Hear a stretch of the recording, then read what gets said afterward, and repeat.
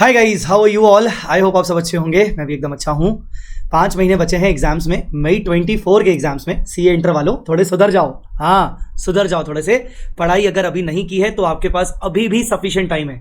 5 महीने हैं, आप तोड़ सकते हो, फोड़ सकते हो और बहुत अच्छा स्कोर कर सकते हो। इस वीडियो को पूरा देखना।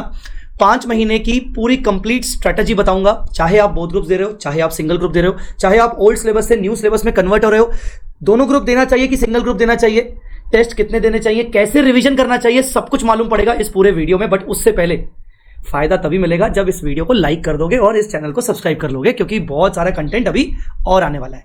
चलिए, तो सबसे पहले 5 महीने की प्लानिंग को समझते हैं।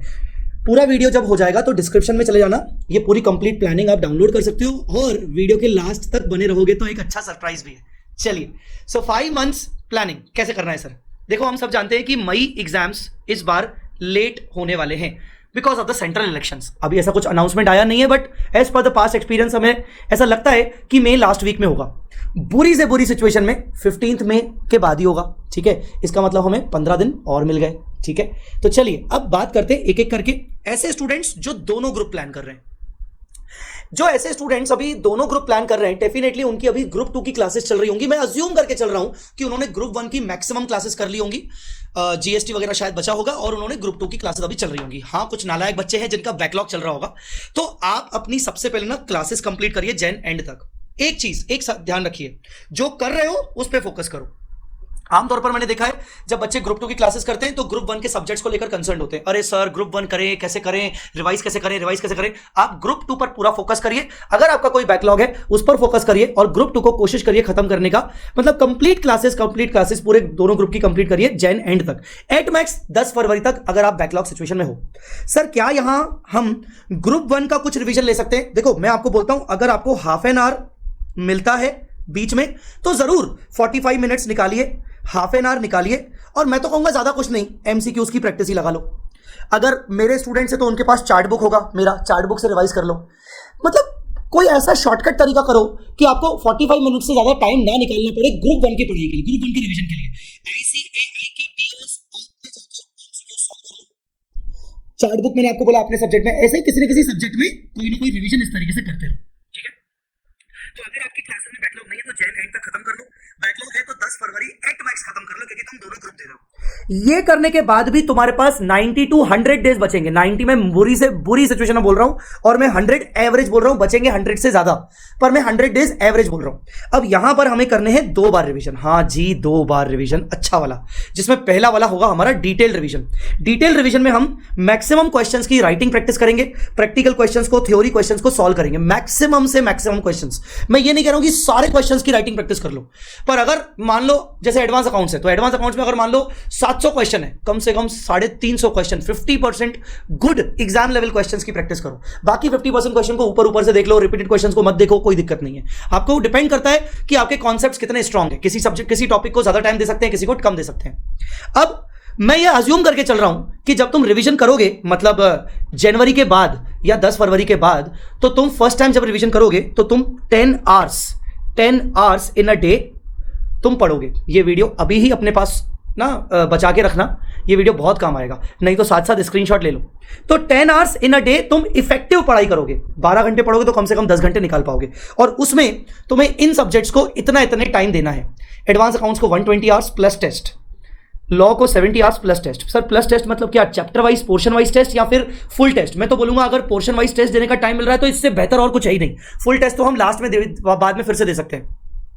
तो सबके साथ उनके पोर्शन वाइज टेस्ट करो। अच्छा, एक चीज मैं आपको बताना भूल गया, इसमें लिखना भूल गया, 2 subjects in a day, 2 subjects in a day.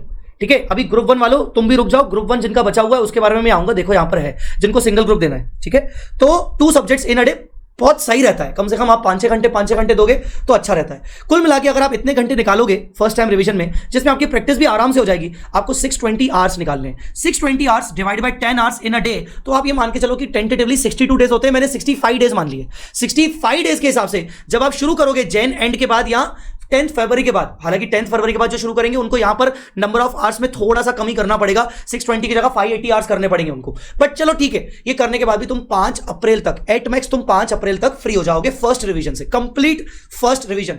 याद रखना, फर्स्ट रिवीजन जितना डिटेल में करोगे उतना कम समय लगेगा सेकंड रिवीजन में। अगर तुमने फर्स्ट रिवीजन के दौरान दिक्कतें हुई, मतलब तुमने क्या बोलते हैं, मतलब तुमने ढंग से नहीं किया, तुमने प्रैक्टिस नहीं किया, तो सेकंड रिवीजन तुम्हारा बहुत खराब होने वाला है। सो कोशिश करके फर्स्ट रिवीजन को ज्यादा टाइम लो। टेंशन मत लेना कि यार सेकंड रिवीजन के पास मेरे पास टाइम क्या बच रहा है। टाइम बच रहा है, इनफ टाइम है, कम से कम 5 से 6 दिन हर सब्जेक्ट के लिए फिर से बचेंगे तुम्हारे पास, हर सब्जेक्ट के लिए।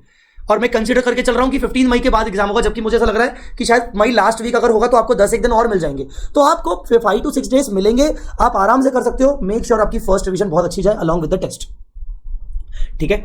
अब आते हैं कि सेकंड रिवीजन आपकी 5-6 दिन आपको अप्रॉक्स मिल जाएंगे। उस टाइम पे मैं और कुछ नए वीडियोस बनाऊंगा, तब की तब बात करेंगे। कभी कभार ना इतना ज्यादा लंबा नहीं सोचना चाहिए, पहले ये सोचना चाहिए कि यार मुझे अपना पहला रिवीजन कैसे करना है। पहला रिवीजन एक बार अच्छे से कर लिया तो सेकंड रिवीजन तो मैं निपटा ही लूंगा। तो right now do not think about second revision, बस मैंने आपको बोला है कि सेकंड रिवीजन का आपको करना ही करना है 6 अप्रैल से। उसमें लिमिटेड आपकी प्रैक्टिस होगी, उसमें मैक्सिमम ध्यान आपका कंसेप्ट के रिवीजन पर होगा, कंसेप्ट रिवीजन पर, और एग्जाम लेवल क्वेश्चंस आप ऊपर से देखोगे, प्रैक्टिस बहुत ही लिमिटेड क्वेश्चंस की करोगे। बट फिर भी सेकंड रिवीजन कब होगा, कैसे होगा, वो बात की बात करेंगे, टेंशन मत लो, मैं और वीडियोस बनाता रहूंगा आपके लिए। अब ये होगा वो बच्चे जिनको बोथ ग्रुप्स देने, बिल्कुल टेंशन मत लेना। एक ही चीज बार बार बोल रहा हूं, अगर तुमने फर्स्ट रिवीजन कर लिया ना, मैं बोल रहा हूं तुम्हारा ना बड़ा मजेदार चीज हो जाएगा, सेकंड रिवीजन में ज्यादा टाइम नहीं लगेगा। अब आते हैं ऐसे स्टूडेंट्स जो सिंगल ग्रुप दे रहे हैं, प्रोबेबली जो ग्रुप 1 दे रहे हैं, या शायद वो कॉस्ट भी साथ में दे सकते हैं, सेकंड ग्रुप का कॉस्ट भी साथ में दे सकते हैं, या सेकंड ग्रुप का एफएम साथ में दे सकते हैं, वो जो भी, मतलब या कॉस्ट या एफएम या ऑडिट जो भी दे सकते हैं। अब या तो तुम्हारी क्लासेस मैक्सिमम कंप्लीट हो गई है, मैक्सिमम से मैक्सिमम तुम्हारा जीएसटी वगैरह पेंडिंग बचा होगा, ठीक है ना, तो तुम्हारी क्लासेस लगभग कंप्लीट हो गई है, जीएसटी वगैरह पेंडिंग बचा है, या तो तुम्हारी क्लासेस अभी भी रनिंग है, बहुत सारी अकाउंट्स का बैकलॉग, ठीक है ना, ये नहीं किया वो नहीं किया, तो तुम्हारी क्लासेस अभी भी चल रही है। दोनों के साथ बात करते हैं। Start your first revision now. Single group है ना, मैक्सिमम क्लासेस हो चुकी है ना, जीएसटी बचा है या एक आध कोई सब्जेक्ट बचा है, जो एक आध सब्जेक्ट बचा है उसको रनिंग चलाओ, उसको उस तरीके से करो कि आगे चल के उसको रिवाइज जब करोगे तो बहुत कम टाइम लगे, और एक सब्जेक्ट एक्स्ट्रा, मिनिमम एक सब्जेक्ट उठा लो, या तो एडवांस अकाउंट्स, या तो लॉ, या तो डीटी। मैं तो बोलूंगा एडवांस अकाउंट्स उठा लो क्योंकि सबसे लंबा सब्जेक्ट है ये, ठीक है। पर अगर तुम्हारी क्लासेस अभी बहुत सारी बची हैं, रनिंग चल रही है, बैकलॉग बहुत सारा है, तो सबसे पहले तो दिसंबर एंडिंग तक बैकलॉग खत्म कर दो, दिसंबर एंडिंग तक बैकलॉग खत्म कर दो, ठीक है। और जब तुम दिसंबर एंडिंग तक बैकलॉग खत्म कर दोगे तो उसके बाद तुम लगभग 1 जनवरी से अपना रिवीजन करना शुरू करोगे। सर रिवीजन के लिए मुझे कितना टाइम निकालना चाहिए? मैं बोलता हूं रिवीजन के लिए आपको कम से कम 7 आवर्स आपको निकालने चाहिए। कितने आवर्स निकालने चाहिए? 7 आवर्स। चाहे आप यहां पर हो चाहे आप यहां पर हो, भले आप 1 जनवरी से करोगे, 7 आवर्स इन अ डे निकालना चाहिए क्लासेस के अलावा, ठीक है। अब आप देखो फर्स्ट रिवीजन जब आप करोगे तो फर्स्ट रिवीजन के दौरान आपको इतना टाइम देना है। एडवांस अकाउंट्स को 150 आवर्स, लॉ को 100 आवर्स, डीटी को 160 आवर्स, मिलाकर बोल रहा हूं, कुल मिला के होते हैं 410 आवर्स। 410 आवर्स मतलब अप्रॉक्सीमेटली 40 से 45 डेज आपकी छुट्टियां वुट्टियां मिलाकर। और मैं बता दूं, आप हो सिंगल ग्रुप वाले, सिंगल ग्रुप वालों के साथ सबसे बड़ा प्रॉब्लम ये होने वाला है कि वो लोग आने वाले 1-2 महीने गद्दारी करने वाले हैं। मतलब वो होता है ना, बिल्कुल भरपूर तरीके से सोएंगे, आराम से पढ़ेंगे, अरे कल पक्का करके वो उनकी सिचुएशन तक पहुंच जाएंगे जो ग्रुप 2 वाले तक हो जाते हैं। मतलब ग्रुप 2 खत्म होते होते जनवरी हो जाएगा, तो ये लोग भी अपना ना बस टाइम पास करते करते जनवरी एंड तक पहुंच जाएंगे, फिर इनकी आंखें खुलेगी। तो तुम लोग ऐसा मत करो। तुम लोग के पास जो मैंने प्लान दिया है उसके अकॉर्डिंग तुम जनवरी एंड तक पूरा कंप्लीट ग्रुप 1 खत्म कर सकते हो। भले तुम्हारी क्लासेस चल रही है, उसके अकॉर्डिंग तुम ग्रुप 1 खत्म कर सकते हो अगर तुमने 7 घंटे भी ढंग से दिए तो, क्योंकि उसके हिसाब से 410 आवर्स हो रहे हैं, डिवाइड बाय 10 करेंगे तो 41 डेज, 45 डेज के आसपास, मान लो मैक्स टू मैक्स 50 डेज के आसपास तुम्हारे बनते हैं विथ टेस्ट देने के बाद। मतलब अभी से भी अगर शुरू करोगे तो तुम आराम से जनवरी एंड तक कंप्लीट कर सकते हो, एट मैक्स फरवरी मिड तक, और बहुत टाइम है तुम्हारे पास उसके बाद भी। फिर भी अगर तुम मान लो उसके बाद भी अगर एक सब्जेक्ट एडिशनल कर रहे हो, या तो कॉस्ट, मैंने यहां पर कॉस्ट लिखा है, मे बी आपको ऑडिट करना हो या फिर एफएम एसएम करना हो, तो उसमें भी मैं अकॉर्डिंगली बोल रहा हूं कि कॉस्ट जैसे सब्जेक्ट को 130 आवर्स, ऑडिट जैसे सब्जेक्ट को 100 आवर्स आप और दे सकते हो। मतलब बाय फरवरी एंड आप एक और सब्जेक्ट एडिशनली कर सकते हो फॉर एग्जाम्पशन। मतलब मान लो कि तुम फरवरी एंड तक सब कुछ कर लिए, चाहे तुम क्लासेस के बैकलॉग में हो चाहे तुम क्लासेस के बैकलॉग में नहीं हो। तुमने अगर बैकलॉग में नहीं हो तो शायद फरवरी मिड तक भी कर लिया होगा। यहां तक करने के बाद तुम्हारा सेकंड रिवीजन स्टार्ट हो जाएगा, ठीक है। तो तुम भी अपनी सेकंड रिवीजन 1 मार्च से आराम से कर सकते हो, 1 मार्च से second revision. Before start of second revision complete portion wise test. मैंने आपको यहाँ पर लिख के रखा है ऑलरेडी, पोर्शन वाइज टेस्ट आपको देना है। एडवांस अकाउंट्स के केस में टेस्ट मैं आपको बना के दूंगा, जितने भी मेरे रजिस्टर्ड स्टूडेंट्स हैं मैं उनको अपनी तरफ से टेस्ट बना के दूंगा। 4 पोर्शन वाइज टेस्ट लेने की कोशिश करूंगा और एक फुल टेस्ट। जो मेरे स्टूडेंट्स नहीं है वो आगे चल के मुझसे कॉन्टेक्ट कर सकते हैं, उनको नॉमिनल वैल्यू बेसिस पर, नॉमिनल चार्जेस के बेसिस पर हम उनका टेस्ट वगैरह चेक करवा लेंगे और उनका भी टेस्ट लेंगे। ठीक है, यहाँ पर भी again same maximum writing practice में करनी है। प्रैक्टिकल क्वेश्चन हो चाहे थ्योरी क्वेश्चन हो, थ्योरी क्वेश्चन इसलिए बोल रहा हूं जैसे लॉ हो गया, आपके अकाउंटिंग स्टैंडर्ड्स के थ्योरी हो गए, जितना हो सके आप डिटेल में इसकी राइटिंग प्रैक्टिस करो। ठीक है सर, एडवांस अकाउंट्स को कैसे करेंगे सर, सीक्वेंस क्या होगा, मैं अगला वीडियो में एडवांस अकाउंट्स के डिटेल स्ट्रेटेजी लाऊंगा। ठीक है, अब बात करते हैं एमसीक्यूज की। सर एमसीक्यूज आपके पूरे के पूरे कंसेप्ट ओरिएंटेड है। आईसीआई का बीओएस ऐप डाउनलोड कर लीजिए, उसके अंदर आईसीआई ने कई सारे एमसीक्यूज ऑलरेडी डाल दिए हैं। जब आप देखोगे हर एक चैप्टर को रिवाइज करने के बाद तो आपसे एमसीक्यूज, मुझे ऐसा लगता है पर्सनली कि आपसे 70% तक तो एमसीक्यूज आराम से बन जाएंगे और आपको एक समझ में आ जाएगी कि कितना इन डेप्थ वो पूछ रहे हैं। ठीक है, फर्दर आगे चल के अगर मुझे कुछ एमसीक्यूज बना के मैंने आपसे पूछने हुए तो मैं आपके साथ शेयर जरूर करूंगा। ठीक है, now the next thing is sir single group दें कि बोथ ग्रुप दें। हम अभी भी डिलेमा में है कि सिंगल ग्रुप दें कि बोथ ग्रुप दें। सबसे एक बात इंपॉर्टेंट बताऊं, अगर अभी भी तुम्हारे स्टिल 3 से 4 सब्जेक्ट्स पेंडिंग है ना, आधा अकाउंट्स, आधा कॉस्टिंग, ये वो फलाना ढिमका, थोड़ा सा ना इम्प्रैक्टिकल सिचुएशन लग रही है। अगर 3-4 सब्जेक्ट स्टिल पेंडिंग है, मतलब आधे आधे भी हुए हैं पर स्टिल लग रहा है कि 3-4 सब्जेक्ट ग्रुप 2 के अलावा, तो भाई थोड़ी सी ना सिचुएशन टफ है, थोड़ा इंप्रैक्टिकल लग रहा है। मतलब ग्रुप 1 को भी तुमने अच्छे से नहीं किया अभी तक और तुम दोनों ग्रुप का सोच रहे हो। मैं बोलूंगा कि एक काम करो, तुम सबसे पहले कंप्लीट करो अपने ग्रुप 1 की क्लासेस।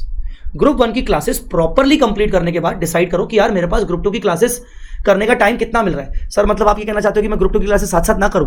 मैं ये नहीं कह रहा हूं, मैं ये कह रहा हूं कि एटलीस्ट प्रायोरिटी ग्रुप 1 को दो।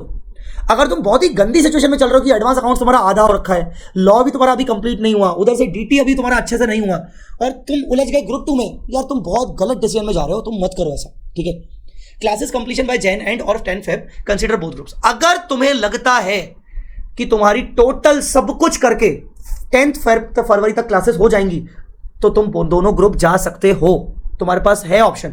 10 फरवरी है तुम्हारे पास।